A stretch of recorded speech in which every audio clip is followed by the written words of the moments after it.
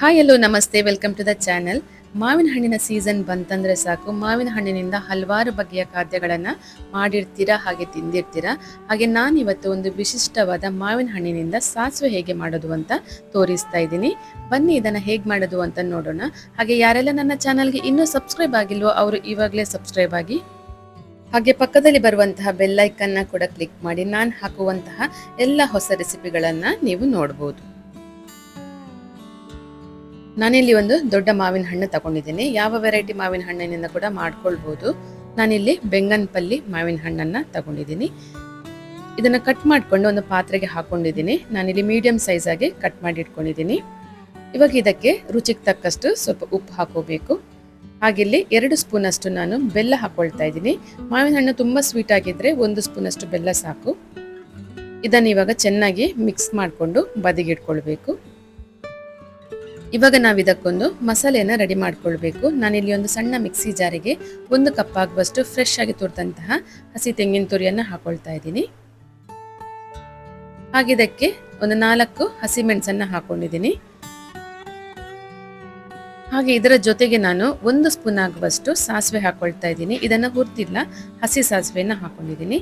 ಇವಾಗ ಇದಕ್ಕೆ ಸ್ವಲ್ಪ ನೀರು ಹಾಕೊಂಡು ಇದನ್ನು ನುಣ್ಣಗೆ ರುಬ್ಕೊಳ್ಬೇಕು. ಇವಾಗ ರುಬ್ಬಿದಂಥ ಮಸಾಲೆಯನ್ನ ಮಾವಿನ ಹಣ್ಣಿಗೆ ಸೇರಿಸ್ಕೊಳ್ಬೇಕು. ಇದನ್ನ ತುಂಬಾ ತೆಳು ಮಾಡೋದೇನು ಬೇಡ, ಮಿಕ್ಸಿ ತೊಳೆದಂತಹ ಸ್ವಲ್ಪ ನೀರು ಹಾಕೊಂಡ್ರೆ ಸಾಕು.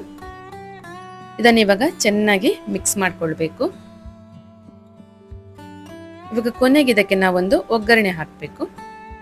ನಾನಿಲ್ಲಿ ಒಗ್ಗರಣೆ ಪಾತ್ರೆಗೆ 1 ರಿಂದ 2 ಸ್ಪೂನ್ ಆಗುವಷ್ಟು ತೆಂಗಿನೆಣ್ಣೆ ಹಾಕೊಳ್ತಾ ಇದ್ದೀನಿ. ಎಣ್ಣೆ ಬಿಸಿ ಆದ್ಮೇಲೆ ಅರ್ಧ ಚಮಚದಷ್ಟು ಸಾಸಿವೆ ಹಾಗೆ ಅರ್ಧ ಚಮಚದಷ್ಟು ಉದ್ದಿನ ಬೇಳೆ ಹಾಕೊಳ್ತಾ ಇದ್ದೀನಿ.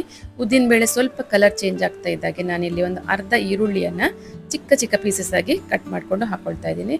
ಹಾಗೆ ಒಂದು ಒಣಮೆಣಸನ್ನ ಈ ತರ ತುಂಡು ಮಾಡಿ ಹಾಕೊಂಡಿದ್ದೀನಿ. ಹಾಗೆ ಸ್ವಲ್ಪ ಕರಿಬೇವಿನ ಸೊಪ್ಪು ಹಾಕೊಳ್ತಾ ಇದ್ದೀನಿ.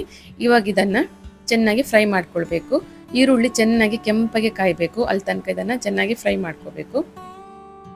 ಈ ತರ ನೋಡಿ ಈರುಳ್ಳಿ ಚೆನ್ನಾಗಿ ಕೆಂಪಗಾಗಿದೆ. ಇವಾಗ ಗ್ಯಾಸ್ ಸ್ಟವ್ ಅನ್ನು ಆಫ್ ಮಾಡಿಕೊಂಡು ನಾವು ಒಗ್ಗರಣೆಯನ್ನ ಮಾವಿನ ಹಣ್ಣಿಗೆ ಸೇರಿಸ್ಕೋಬೇಕು. ಇವಾಗ ನೋಡಿ ಇದನ್ನ ಚೆನ್ನಾಗಿ ಮಿಕ್ಸ್ ಮಾಡ್ಕೊಂಡ್ರೆ ಮಾವಿನ ಹಣ್ಣಿನ ಸಾಸಿವೆ ರೆಡಿ ಆಗುತ್ತೆ.